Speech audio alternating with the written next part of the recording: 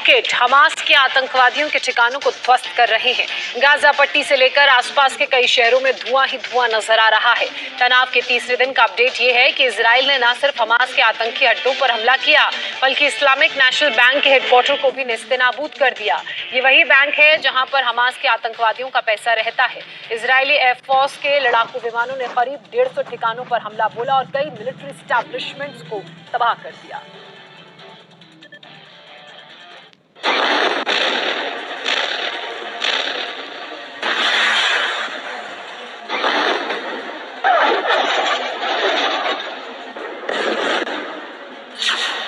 Hamas के ठिकानों पर इजरायल का घातक अटैक।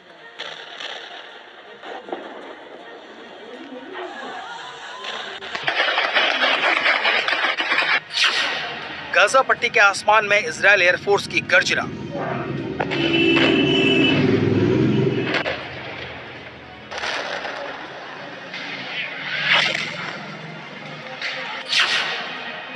जल थल आकाश से हमास पर हमले का तीसरा दिन।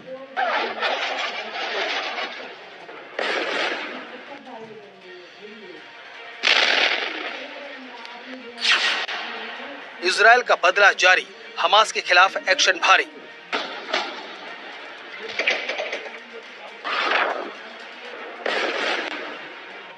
हमास ने इजरायल पर अब तक के सबसे बड़े हमले की हिमाकत तो कर दी, लेकिन इजरायल अब चुन चुन कर बदला ले रहा है।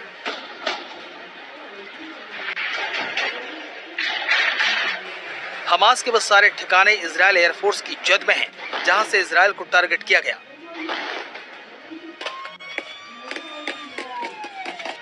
इजरायल की जवाबी कार्रवाई में गाजा पट्टी पर कई इमारतें तबाह हो गई हैं।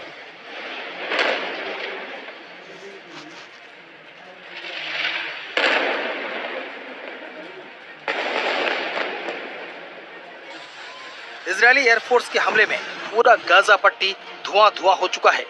मिडिल ईस्ट में छिड़ी अब तक की सबसे बड़ी जंग ने पूरी दुनिया को दो हिस्सों में बांट दिया है।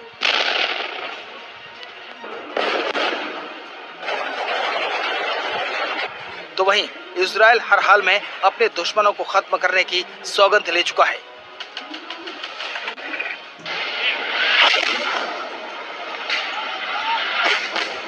We will restore security to the people of Israel. Israeli intelligence indicates that Hamas are hiding among Gazan civilians inside Gazan homes and schools, hospitals and mosques. Hamas behaves like ISIS. I repeat, Hamas behaves like ISIS. It's the same strategy to maximize civilian casualties in Gaza and Israel and make you all forget the massacre of hundreds of Israelis that started this war in the first place. We will not forget. Hamas terrorists target Israeli civilians. Israel will target Hamas and Islamic Jihad terrorists wherever they will be in Gaza. फिलिस्तीनी शहर Gaza के पड़ोसी जिले शुजैया में रविवार को Israeli air force के दर्जनों लड़ाकू विमानों ने करीब 150 ठिकानों पर हमला बोला है। इजरायल एयरफोर्स के मुताबिक इस हमले में 100 टन गोला बारूद गिराया गया है, जिससे हमास के कई ठिकाने तबाह हो गए हैं। शुजैया हमास के आतंकियों के लिए सबसे मुफीद जगहों में से एक है। माना जा रहा है कि यहीं से इजरायल के खिलाफ हमले की पूरी प्लानिंग की गई। इजरायली एयरफोर्स ने हमले की थर्मल इमेज जारी की है, जिसमें साफ देखा जा सकता है कि इजरायली विमान किस कदर हमास आतंकियों के ठिकाने को तबाह कर रहे हैं। अपने देश के निर्दोष नागरिकों की हत्या के साथ साथ कई विदेशी नागरिकों की हत्या के दोषी हमास पर इजरायल पूरी ताकत से टूट पड़ा है। एक और शुजैया में करीब 150 ठिकाने तबाह किए गए हैं, तो गाजा पट्टी पर इजरायल ने जबरदस्त एयर स्ट्राइक की है। इजरायल की जवाबी कार्रवाई में गाजा पट्टी पर कई इमारतें तबाह हुई हैं। इधर गाजा बंदरगाह पर इजरायली नेवी ने ऑपरेशन करते हुए हमास आतंकियों की बोट को तबाह कर दिया।